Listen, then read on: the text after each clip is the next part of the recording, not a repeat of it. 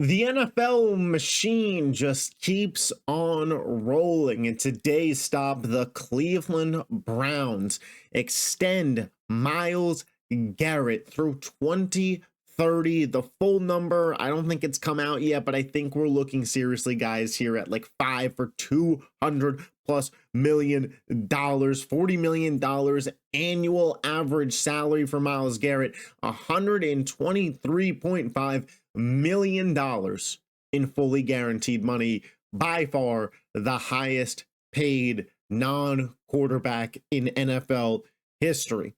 And I want to start this off with is somewhat of an apology, but more of a credit is due to the Cleveland Browns, because the Cleveland Browns are coming off a bad season, and I don't think anybody in Browns fandom, in the front office, if you had them on Truth Serum, would deny the Deshaun Watson contract trade really set back the franchise.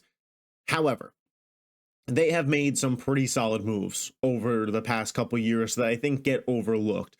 The trading for Jerry Jeudy panning out and him being a top 10 receiver, draft picks, Denzel Ward, David Njoku, Jeremiah Osua-Koromora. Like, the team has some talent on it.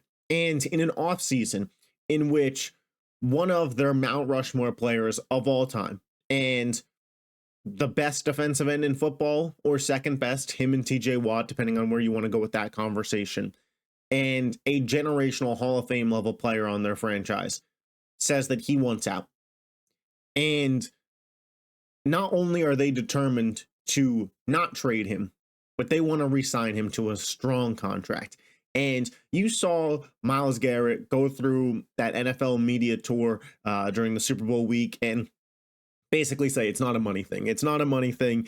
You know, I want to be on a winning team, yada, yada, everything he said. And truthfully, I believed him. Truthfully, I thought we had seen Myles Garrett's last game as a Cleveland Brown, because what the Browns could have gotten back for Myles Garrett was just too much of the price tag of, should we just make this guy play out the last 2 years of his deal?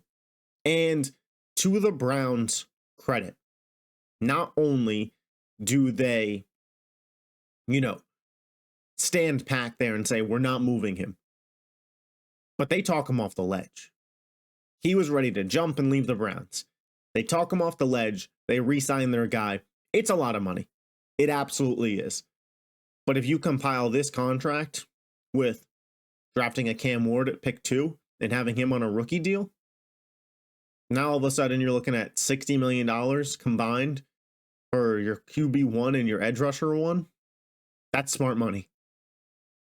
And if Cam Ward develops, the Browns could very, very easily turn this offseason from what potentially was going to be an offseason from hell into they're a playoff team. And I don't think that's far stretched to say. And it was a tight line that Browns GM Andrew Berry had to walk. It was a really sticky situation, and there were a lot of suitors for Myles Garrett. And to be Myles Garrett and be on the Browns, a team that you question what their future is, and be looking at teams like Philly, who just won the Super Bowl, Buffalo, who was just in the AFC Championship, Detroit, who was just the 1 seed, Green Bay, all these promising teams that have an interest in you, for the Cleveland Browns organization to be able to talk this guy back into staying, it's fantastic GMing. And I think it really deserves an honest good for them. And ultimately, like I said, this is a team who next season is going to cut Deshaun Watson, and there's some dead cap involved in that, but they're going to be on a rookie quarterback deal. This contract will not interfere with when it comes time to pay whatever quarterback the Browns are looking to pay at that point in time. And to me, again, if you can get your premier edge rusher, who's a top 2 talent at his position, and a promising young quarterback in Cam Ward, if that's who you happen to get, or you wait and you take a Travis Hunter, and then next year you're in contention for an Arch Manning, Cleveland could be building something. I'm not going to say they definitely are. We got a lot of ways to go. But if I'm a Browns fan, there was some excitement in this move for me. One, because, again, like, if you're a Browns fan, I mean, maybe you saw Jim Brown play, but Myles Garrett's in contention for the best player you ever saw put on a Browns uniform. Even if the team's not winning a lot of games, to see him go would absolutely be devastating. Andrew Berry and the team made sure that didn't happen. Fantastic work from Cleveland to keep Myles Garrett around. If you are a fan of any of those teams that were in contention to get him, your immediate reset has to be Trey Hendrickson of the Cincinnati Bengals and Joey Bosa of the Chargers. Trey Hendrickson probably can yield the Bengals a first-round pick now if they really wanted it from Detroit or Green Bay or Philadelphia. And because I just don't see them trading it to Buffalo. I don't see them moving Trey Hendrickson to Buffalo when they're trying to compete with Buffalo. Not to rule you out, Bills fans, but I just don't see the Bengals giving Buffalo a talent. I'd imagine they'd sooner just send him to the NFC. And Joey Bosa, how much money can he get on the open market now? As being the only true free agent premier edge rusher. Those guys are winners from this for sure. The teams that I mentioned, though, Philly, Green Bay, Detroit, Buffalo, even Kansas City, got to reset. This was a league-altering move, though. We talked about the Browns' perspective on it, and again, I think the Browns did a great job. But on a more macro level, this is a league-altering extension. $40 million for a non-quarterback starts to really shake up the market. Baker Mayfield, a quarterback who is just a Pro Bowler, makes $40 million a year. The gap has been closed between what premier non-quarterbacks make and what QBs make. You're still going to get your high-end quarterbacks that make $50 to $60 million a year. But you're going to get high-end non-quarterbacks that make 40 to 45. Because the two biggest losers of this trade, one, the Bengals, because Myles Garrett's still in their division. But two, now Jamar Chase is going to be asking for $40 million a year. And ultimately, if you won't give it to him, somebody else out there will. So you have to give it to him.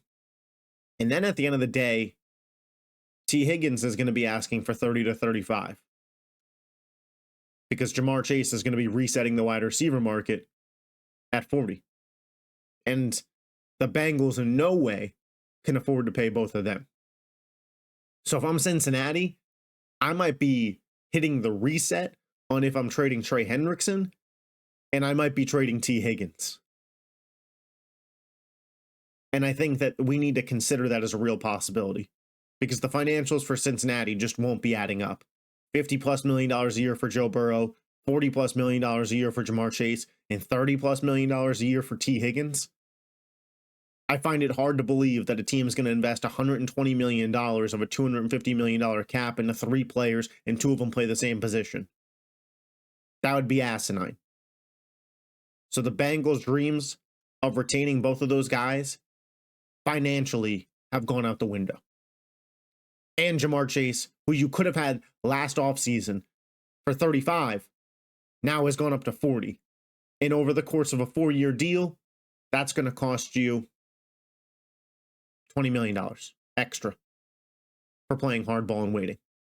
And the Dallas Cowboys, Micah Parsons, a guy who could have been extended last offseason for $34-35 million a year when Nick Bosa reset the market.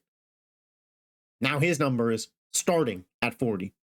And he's going to get a 6-year contract, meaning that will cost the Cowboys an additional $30 million a year.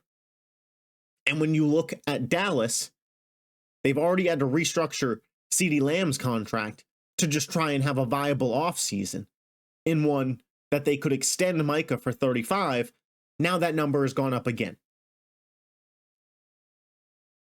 I'm telling you guys, the NFL, the front office, the GM has never become more important than right now. It never has. And you make one mistake, one bad contract, and it can really derail the whole team. We'll continue to see that play out.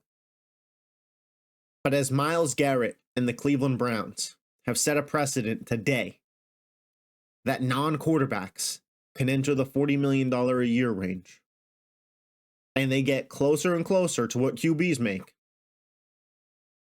premier players are starting to make premier money regardless of the position. And you start to look around. What's a Jamar Chase worth? What's a Micah Parsons worth? What's a Derek Stingley worth to Houston? I don't think the cornerback market is quite at this level yet. But are we going to see him push for, 30? I don't know. If I was his agent, I probably would, right? Like, the teams that got guys under contracts for the long haul right now are in a great spot. The Chiefs with Mahomes, the Eagles with their whole offense, Josh Allen on the Bills, Lamar on the Ravens. Like, having these contracts under wrap is great. And I think this is a lesson that instead of playing hardball during an offseason, the way that the NFL is booming and the way that the salary cap keeps going up and the way that more money keeps going in, you're better off paying when you can than playing hardball to pay more later.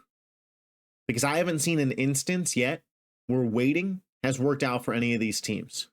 It's costing the Bengals money. It costed the Cowboys money multiple times now. It costed the Vikings additional money when they waited an extra year on Justin Jefferson. The price tag keeps going up. And that's the bottom line here. The Myles Garrett move, fantastic for Cleveland. And Browns fans, I think leaving today, you really have something to believe in. Because all of a sudden, you have that great defense. You have Kevin Stefanski, who just won Coach of the Year 2 years ago. And signs are pointing towards the Titans taking Abdul Carter #1 overall. If I'm a Browns fan, I'm rooting for Cam Ward's name to be called second to Cleveland. As Myles Garrett's making quarterback money, quarterback on a rookie contract. It'd be $60 million combined for the two of them. And if Cam Ward can push top 12 conversations, that defense stays strong. Couple skill position guys here and there, which are the easiest things to get in the NFL nowadays. And Cleveland's right there, man. It could turn around just like that. And for the rest of the NFL, this is league altering. Let me know your thoughts in the comment section down below. What do you think of this Myles Garrett extension and how the Cleveland Browns handled it? What do you think on the future of the NFL? If you are not already subscribed to this channel, make sure you hit that button. I appreciate you guys' support, and I will catch you guys next time. Peace.